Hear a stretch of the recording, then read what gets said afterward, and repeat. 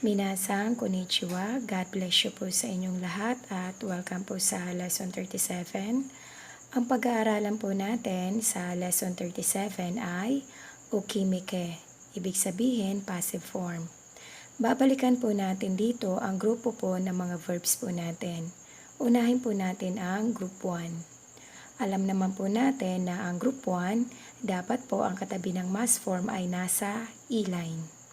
Pero may mga E-line po tayo na nasa group 2, kaya dapat po memorize pa po natin ang mga special na E-line na nasa group 2. Kapag nakuha na po natin ang E-line ng group 1 po natin, papalitan po natin ito ng A-line. Kapag napalitan po natin ito ng A-line, magpa-plus remas lang po tayo. Example po tayo, ang verb po natin ay yobimas. Ibig sabihin po nito ay to call at kung ano-ano pa. Dahil marami pa pong ibig sabihin ang yobimas. Ang pinaka-E-line po natin dito ay itong bi. Kunin po muna natin itong yo. Ito po siya. Pagkatapos itong E-line natin na bi, papalitan po natin ito ng A-line. Ang A-line po ng bi ay ba. Kaya nagkaroon po tayo rito ng ba. Kasi ang pinalit natin sa B ay ba. Pagkatapos, kapag napalitan natin ito ng A-line, magpa-plus remas lang po tayo. Naging yobaremas. Ang passive form po, ito po bali ay pumapasok na sa group 2. Kasi ang re, ito po ay naka-E-line. Kapag kukunin po natin ang plain form ng yobaremas or ng passive form, tatanggalin lang po natin ang mas. Mag-a-add lamang po tayo.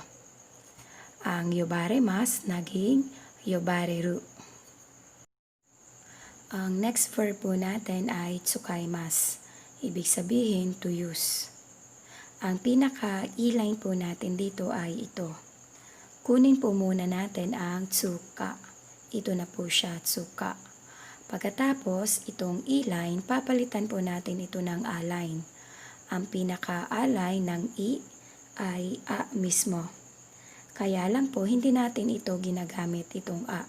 Sa halip, pinapalitan po natin ito ng wa. Kaya ang kapalit ng I ay wa. Kaya nagkaroon po tayo rito ng wa. Pagkatapos, nag-plus remas lang po tayo. Naging tsukawaremas. Ang plain form naman po ng tsukawaremas, tinanggal lang natin ang mas at nag-add lamang po tayo dahil nasa group 2 na po pumapasok ang passive form, naging tsukawareru. Group 2 na po tayo. Kapag ang verb po natin ay group 2 at dadalhin natin ito sa ukimike o passive form, ang gagawin lang po natin, tatanggalin natin yung pinakamas. Yung pinaka-formula po natin. Pagkatapos, mag-add lang po tayo ng raremas doon po sa pinaka-verb stem. Example po tayo, ang verb po natin dito ay tabemas. Ang gagawin po natin, tatanggalin natin ang mas, ang natira ay tabe. Ito po ang pinaka-verb stem. Ito na po siya. Pagkatapos, nag-plus, raremas po tayo. Si tabemas, naging taberaremas.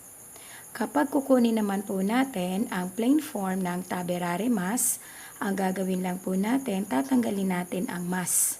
Pagkatapos, magpa-plus lamang po tayo.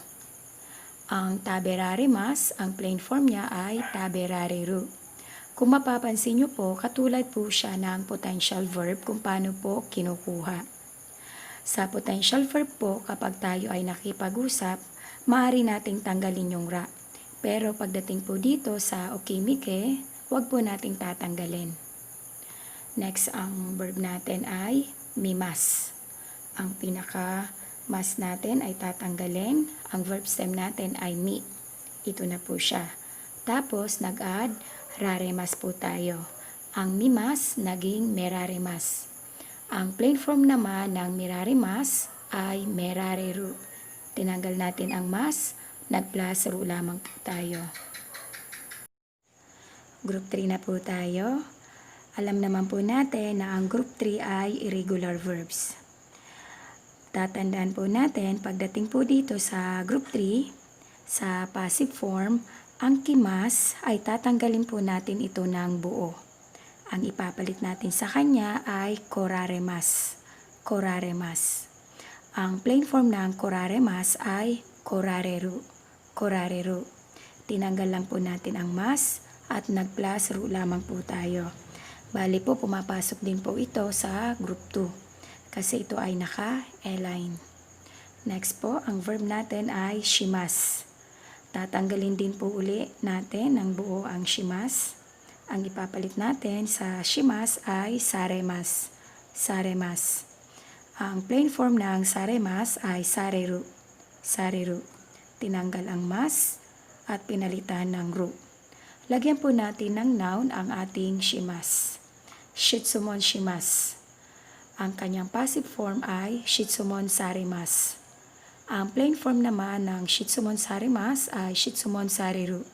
Shitsumon sareru. Pattern number 1 na po tayo. Ang pattern number 1 po natin ay person 1, susundan po siya ng particle wa. Person 2, susundan po siya ng particle ni at passive verb. Ang person 2 po natin, siya po bali ang ating noun 2 sa ating sentence pattern. Ang person 2, siya po yung source of the action. Ibig sabihin, si person 2, siya po yung gagawa or gumawa noong action. Ang action na tinutukoy po, kung ano po yung nakalagay na passive verb dito, ito po yung ginawa ni person 2. Si person 1 naman, sa kanya po nakadirect si passive verb. Ibig sabihin, siya po ang receiver noong passive verb. Kung ano man ginawa ni person 2, siya po yung makakatanggap, si person 1. Bali po si person 1, ito po yung magiging topic ng ating sentence pattern. Basahin po natin ang example po na nakasulat dito. Bali po ang example na ito po ay naka-transitive verb. Sensei wa watashi o humimashita. Ibig sabihin, si sensei ay pinuri ako. Sa transitive verb, si sensei ang ating topic. At si sensei din ang gumawa ng action. Ibig sabihin, ang verb natin dito ay humimashita. Si sensei ang pumuri. Ang receiver ay ikaw. Ikaw ang pinuri. Ang gagawin lang po natin dito, dadalhin po natin siya sa passive verb. Tingnan po natin ngayon ang example po natin sa passive verb. Si watashi, napunta po siya rito sa unahan at ang particle niya ngayon ay particle wa. Bali po si watashi, siya po yung ating person 1. Siya po yung receiver ng ating passive verb. Tapos si sensei, napunta po siya rito sa gitna. Siya po yung ating person 2. Siya po ang ating source of the action. Tapos ang particle po niya ay particle ni. Bali po si sensei, siya po yung doer ng ating passive verb. Tapos po ang transitive verb po natin na humimashita, ginawa po natin siyang passive verb. Dahil po si humimashita, ito po ay group 2, nagdagdag po tayo ng rare. Dahil naka-past tense po siya, nag-past tense din po tayo dito. Si humimashita naging humerarimashita. Basahin po natin, watashi wa sensei ni humerarimashita. Ibig sabihin, ako ay pinuri ni sensei. Ang pagkakaiba lang po ng transitive verb at ng passive verb, ang topic po natin sa transitive verb ay si sensei, kung sino po yung gumawa ng action. Sa passive verb naman po, ang pagkakaiba naman po niya, kung sino po yung nakatanggap or ginawaan ng ating passive verb, siya naman po yung magiging topic. Yun lang po ang pagkakaiba ng dalawa. Example pa po ulit tayo. Ang nasa taas po nating example, ito po ay transitive verb. Basahin po natin. Rai sensei wa watashi o pati ni shotai shimashita. Ibig sabihin, si Rai sensei ay inimbitahan ako sa party. Gawin po natin siyang passive verb. Sa passive verb po, mag-e-expo ulit tayo. Si watashi mapupunta sa unahan. Siya po yung ating person 1. Si Rai sensei mapupunta po siya rito. Siya po ang ating person 2. Tapos ang particle ngayon ni Rai sensei ay particle ni. At ang ating passive verb Ang shotai shimashita, ito po ay naka-transitive verb. Ginawa po natin siyang passive verb, naging shotai sarimashita. Kasi si shimashita, magiging sarimashita. Basahin po natin. Watashi wa Rai Sensei ni pati ni shotai sarimashita. Ibig sabihin, ako ay inimbitahan ni Rai Sensei sa party. Sa passive verb, ikaw na po yung topic po rito. Sa transitive verb, si Rai Sensei po ang topic ng sentence. Example pa po tayo. Basahin po natin itong nasa taas. Keikan wa watashi ni namai to jusho kikimashita. Ibig sabihin, ang pulis ay tinanong ang pangalan ko at address. Ang passive verb niya, mag-expo ulit tayo ngayon. Si watashi, mapupunta po rito sa unahan at ang particle niya ngayon ay particle wa. Siya po ang ating person 1 or noun 1. At si keikan, mapupunta po siya rito. Siya po bali ang ating person 2 or noun 2. At ang particle niya ngayon ay particle ni.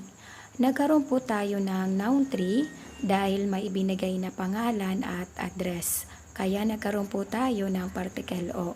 Pagkatapos yung transitive verb, ginawa po nating passive verb. Basahin po natin.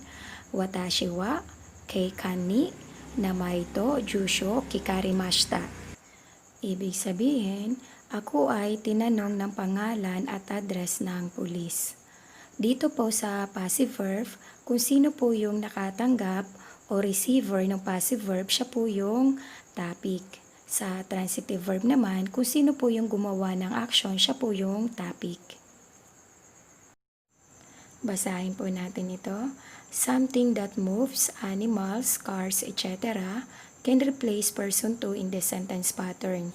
Ibig sabihin po, kapag ang source ng ating action or yung doer natin ay hindi po tao, yung person 2 po ay tatanggalin po natin ito at papalitan po natin ito kung ano po ang may gawa ng ating action. Halimbawa po animals, cars at kung ano-ano pa. Siya po yung ilalagay po natin dito sa noun 2. Halimbawa po, watashi wa inu ni kamarimashita. Ibig sabihin, ako ay kinagat ng aso. Ang source ng ating action, ang may gawa ay aso. Pattern number 2 po tayo. Ang pattern number 2 po natin ay person 1. Ang particle niya ay particle wa. Si person 1, siya po yung ating noun 1. At susundan po siya ni person 2. Ang particle po natin sa person 2 ay particle ni. Siya po yung ating noun 2. At susundan siya ng noun 3. Ang particle natin dito ay particle o. Tapos passive verb. Si person 2 or si noun 2 pa rin, siya pa rin po ang ating source of the action. Siya pa rin yung gagawa or gumawa ng ating action. Kung ano man po yung nakalagay na passive po rito sa dulo, ito po yung ginawa ni person 2. At yung ginawa ni person 2 na passive verb ay nakadirect pa rin po kay person 1. Ang pagkakaiba lang po ng pattern number 2 natin kay pattern number 1, si pattern number 2, si person number 1 ay hindi po natutuwa sa ginawa ni person 2. Si person 1 ay nagkaroon po siya ng feeling na naiinis siya o nababagabag kung ano man po ang ginawa ni person 2. Example po tayo. Basahin po natin ito. Oto-oto ga watashi no pasukong o kawashimashita. Ito pong verb natin ito ay naka-transitive verb. Ang ibig sabihin po ng sentence na ito ay, ang nakababata kong kapatid na lalaki ay sinira ang aking personal computer. Kapag ang sentence na ito, itong transitive verb, ay dinala po natin sa passive verb na pattern, si watashi po mapupunta sa unahan. Dahil po si watashi, siya po yung person 1 natin. Siya po yung receiver ng ating passive verb. Ang particle natin sa watashi ngayon ay particle wa. Tapos si oto-oto, dahil siya po yung sumira, siya yung source ng ating action. Ang particle natin sa kanya ay particle ni. Ang noun 3 natin, ang bagay po natin ngayon ay personal computer. Itong pasukon. Tapos particle o. Si kawashimashita, ito po ay group 1. Ginawa po natin siyang passive verb. Naging kawasarimashita. Basahin po natin. Watashi wa ototo ni pasokon o kawasarimashita. Ibig sabihin, ang aking personal computer ay sinira ng younger brother ko. Mapapansin niyo po sa Tagalog ang aking personal computer. Hindi na po tayo maglalagay po rito ng watashi no. Sanay po tayo kapag tayo ang may-ari, lagi po tayong mayroong no. Pero po kapag nasa passive verb po tayo, ito na po yung magiging pattern natin. Kung ano man po ang nakalagay na bagay po rito, ibig sabihin po atin po itong bagay na ito. Basta po ang ating verb dito ay naka-passive verb. Example pa po tayo. Basahin po natin ito. Dorobo ga watashi no kamera o torimashita. Naka-transitive verb po ito. Ang ibig sabihin, ang magnanakaw ay kinuha ang aking bag. Kapag dinala po siya sa passive verb, mag-e-expoli tayo rito. Si watashi, ikaw na po yung magiging topic. Ang particle mo ay particle wa. Ang dorobo, siya po yung may gawa o source ng ating action. Ang particle niya ay particle ni. Ang noun 3 natin ay camera. Tapos particle o. Yung transitive verb natin, pinalitan po natin siya ng passive verb. Si torimashita naging toraremashita. Basahin po natin ito. Watashi wa dorobo ni kamera o torarimashita. Ibig sabihin, ang aking kamera ay kinuha ng magnanakaw. Sa transitive verb, katulad ng sinabi ko kanina, kapag pinapahayag natin o sinasabi natin na sa atin yung isang bagay o kung ano man, lagi po tayong may no, watashi no, or pangalan no, kung kanino man yon. Pero po pagdating sa passive verb, kahit po tayo ang may-ari nito or itong camera, ang particle po natin ay particle wa. Tayo po lagi ay nasa unahan. Matik na po yun, kapag passive verb ang nasa dulo natin, tayo po ang may-ari nung bagay na nakalagay po rito. Wag na wag po tayo maglalagay ng particle no. Mamamali na po tayo rito kasi naka-passive verb na po tayo. Maaari din po na hindi na po natin ilagay yung salitang watashi wa kasi matik na po na tayo po yung speaker, ibig sabihin tayo po yung topic ng sentence. Magiging dorobo ni kamera o torarimashita. Ang ibig sabihin pa rin nun, ang aking camera ay kinuha ng magnanakaw. Paalaala po, katulad po ng sinabi ko kanina, ang pagkakaiba po ni pattern number 2 kay pattern number 1, dito po sa pattern number 2, si person 1 ay hindi po natutuwa sa ginawa ni person 2. Si person 1 ay nagkakaroon po siya ng pakiramdam na pagkainis o pagkapaghabag. Kapag po ang person 2 o kung sino man po ang gumawa ng action sa atin na maganda o ikinatuwa po natin, hindi po natin maaaring gamitin ang pattern na ito, itong passive verb. Example po tayo. Balikan po natin ang lesson 24. Basahin po natin ito. Watashi wa ototo ni shigoto tetsudate moraimashita. Ibig sabihin, ako ay tinulungan sa trabaho ng younger brother ko. Ito po ay tama. Siyempre po, tinulungan ka ng kapatid mo, ikaw po ay natutuwa or nagagala ka. Kaya po, hindi po maaaring gamitin ang passive verb dito. Kasi si passive verb, may pakiramdam na naiinis ka or nababagabag ka. Halimbawa, ginawa niyo po siyang passive verb. Ganito po yung kalalabasan niya. Watashi wa ototo ni shigoto tetsuda warimashita. Ito po ay wrong. Mali po ito. Pananong po tayo. Basahin po natin ito. Doshtan desu ka? What's wrong? Halimbawa po ang sagot natin ay ashi o fumaritan desu. Ibig sabihin, naapakan ang paa ko.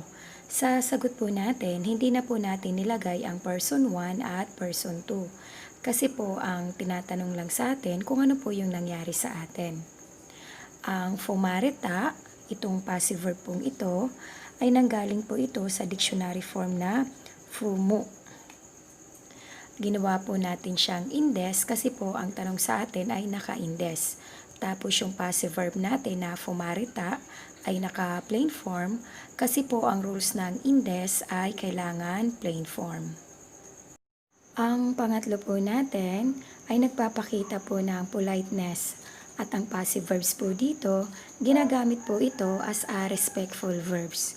Dahil po ito ay nagpapakita ng paggalang at pagrespeto, syempre po gagamitin natin ito sa mga boss natin, sa mga taong mas mataas ang position kaysa sa atin, sa mga senior natin, sa mga taong hindi natin kakilala at mga hindi natin kaklose. Example po tayo, Arisha Shacho wa Hachiji ni Kimas. Ibig sabihin, si Arisha Shacho ay darating ng alas 8. Ang sentence pong ito po ay naka-polite form na. Kaya lang po kung gusto nyong dalhin sa passive verb para ipakita yung politeness at yung respect doon sa taong tinutukoy natin, magiging Arisha Shacho wa Hachiji ni Korarimas. Ibig sabihin pa rin yan ay si Arisha Shacho ay darating ng alas 8. Example pa po tayo, Yamada-san wa mo kairimashita. Ibig sabihin si Mr. Yamada ay nakauwi na. Kapag dadali natin siya sa passive verb para ipakita yung ating politeness at yung ating respect sa taong tinutukoy natin, magiging Yamada-san wa mo kairimashita. Isa lang po ang ibig sabihin, si Mr. Yamada ay nakauwi na or umuwi na. Ang kairimashita, group 1 po siya, kaya naging kairarimashita. Pattern number 4 po tayo. Ang pattern number 4 po natin ay noun. Ang pinaka-noun po natin dito ay bagay. Susundan po siya ng particle wa at passive verb. Ang pattern po natin dito sa number 4, gagamitin lang po natin ito kapag hindi po natin kailangan banggitin kung sino po ang gumawa ng action. Ang noun po natin, siya po yung gagawin po nating topic. At passive verb po ang gagamitin nating verb para rito. Example po tayo, ni nen mai ni anubiro o tatimashita. Ito po ay naka-transitive verb. Ibig sabihin, 2 taon na ang nakakalipas nang ipinatayo ang building na yon. Kapag dinala po natin siya sa passive, hahanapin po natin yung noun or yung bagay. Ang bagay po natin ay biro or building. Mayroon po tayong pantukoy dito na ano, ito po ay tinutukoy niya yung bagay natin. Kaya kapag nilipat po natin siya, isasama po natin yung pantukoy, kaya naging ano, biro. Tapos yung particle o, hindi na po natin siya isasama kasi yung bagay natin, ginawa na po natin siyang topic, kaya ang kapalit niya ay particle wa. Tapos itong nasa unahan, inilagay po natin siya pagkatapos po ng ating topic. Tapos yung ating transitive verb na tatemashita, pinalitan po natin ito ng passive verb. Group 2 po kasi ito, kaya naging taterarimashita. Basahin po natin. Anubiro wa ni nanmai ni taterarimashita. Ibig sabihin, ang building na yun ay 2 taon na ang nakalipas noong pinatayo. Example pa po tayo. Basahin po natin ito. Kyokai de kuno o tao o taimasu.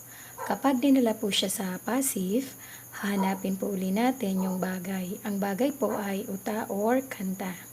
Meron po siyang pantukoy, kaya kasama po natin siyang inilipat. Naging kono uta. Tapos yung particle o, hindi po natin sinama at pinalitan po natin siya ng particle wa. Kasi topic na po natin itong nasa unahan. Tapos ito po, inilagay natin siya pagkatapos ng ating topic. Yung utaimasu, pinalitan po natin siya ng passive verb, tapos imas.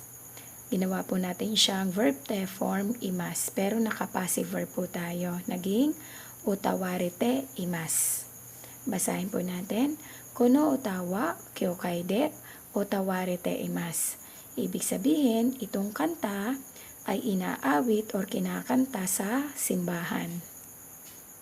Bali po, yung pinaka-passive verb po natin dito, pinasok lang po natin siya sa sentence pattern na verb te form imas. Kaya lang po ang verb natin ay passive.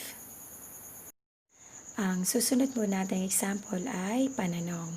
Doko de tsugi no kaigi o hirakimasu ka? Ibig sabihin, saan gaganapin ang susunod na meeting? Ang hirakimas, marami pong ibig sabihin ito. Sa sentence natin, ang ibig sabihin ng hirakimas ay gaganapin or idadaos. Kapag dinala po siya sa passive, ang ating topic ay tsugi no kaigi. Dinala po natin siya rito sa unahan at yung dokode napunta rito. Yung hirakimas, ginawa po natin siyang passive verb at ginawa rin po nating pananong ang dulo natin. Nagkaroon po tayo ng ka. Basahin po natin. Tsugi no kaigi wa dokode hirakarimasu ka? Ibig sabihin, ang susunod na meeting ay saan gaganapin or idadaos. Halimbawa po, ang sagot natin ay Tokyo de hirakarimasu. Ibig sabihin, sa Tokyo gaganapin. Nandito po yung pananong natin, kaya dyan lang po natin ilalagay yung sagot po natin. Pattern number 5 po tayo. Ang pattern number 5 po natin ay noun. Ang pinaka-noun po natin ay bagay. Ang particle po natin ngayon ay particle ga at passive verb. Kanina po ang particle natin ginamit sa bagay ay particle wa.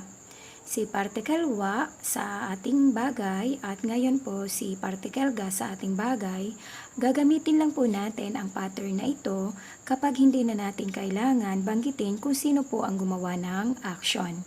Kanina yung bagay tapos particle wa, naging topic po yung bagay.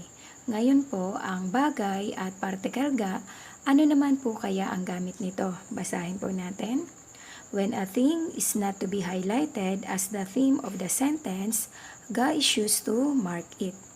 Kapag ang bagay daw ay hindi naka-highlight as a theme o paksa ng sentence o hindi siya naka-highlight as a pinag-uusapan ng sentence, ang particle ga ang gagamitin po natin doon sa bagay.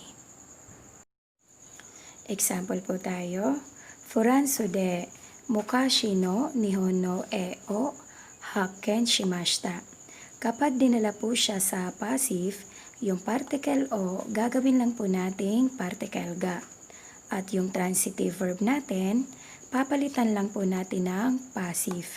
Basahin po natin. Furanso de Mukashi no Nihon no e ga hakken sarimashita. Ibig sabihin, sa France na-discover ang painting ng Japan noong unang panahon. Ang e po ay painting. Ito po ay painting ng Japan. At ang painting na yon ay noong unang panahon pa at na-discover ito sa France. Example pa po tayo. Ito po ay naka-passive na. Basahin po natin. Koko de koromaga kensa sarimas. Ibig sabihin, dito ini-inspect ang sasakyan. Kapag naman po siya dinala sa transitive verb, baliktarin po natin, dalhin naman po natin siya sa transitive verb, yung ga, papalitan natin ng particle o. At yung sarimas, ito po ay group 3, magiging shimas lang po to. Magiging kuroma o kensa shimas. Dahil dinala natin sa passive verb, naging koko de koromaga kensa sarimas. Number 6 po tayo. Ang number 6 po natin ay noun 1 wa, noun 2. Ang noun 2 natin ay person, tapos susundan siya ng ni, yote at passive verb. Basahin po natin ito para malaman natin kung para saan si number 6. When something is created or discovered and it is stated using a passive verb, the person who created or discovered, it is indicated by ni, yote instead of ni. Kapag ang isang bagay daw ay nilikha or natuklasan, ang gagamitin po natin dito ay passive verb. At ang tao pong naglikha or nakatuklas, ang ilalagay po natin sa kanya ay ni yote sa halip na ni. Sa noun 1, dito po natin ilalagay kung ano yung nilikha or natuklasan niya. Sa noun 2, sino yung nakalikha or kung sino po yung nakatuklas. At susundan ng ni yote at passive verb, kung ano man po yung action na ginawa niya. Example po tayo. Rai Tokyo Daiga Hikoki o Hatsume shimashita. Ito po ay naka-transitive verb pa po. Kapag dinala sa passive, kukunin po natin yung noun 1. Ito po yung kung ano po yung naimbento. Ang naimbento ay Hikoki. Ang nakaimbento naman dito sa noun 2 ay ang Raito Kyodai. Tapos sinundan siya ng Niyote at ang Hatsume Shimashita, ginawa lang po nating passive verb naging Hatsume Sarimashita. Basahin po natin. Hikoki wa Raito Kyodai Niyote Hatsume Sarimashita. Ibig sabihin, ang airplane ay naimbento ng Wright brothers. Example pa po tayo. Ito po ay naka-passive na po. Basahin po natin. Kono utawa Jonasang niyote kakarimashita. Ibig sabihin, itong kanta ay sinulat ni Jonah. Number 7 na po tayo. Ang number 7 po natin ay noun kara o kaya noun de tsukurimasu. Unahin po natin ang noun kara. Si noun kara, made from a raw material. Ibig sabihin, galing siya sa raw material. Mga panangka po natin. Example po, biru wa mogi kara tsukuraremasu. Ibig sabihin, ang beer ay gawa mula sa barley. Next example po natin, chizu wa gyunyo kara tsukuraremasu. Ibig sabihin, ang cheese ay gawa mula sa gatas. Dito naman po tayo sa de. Ang de, made of particular material.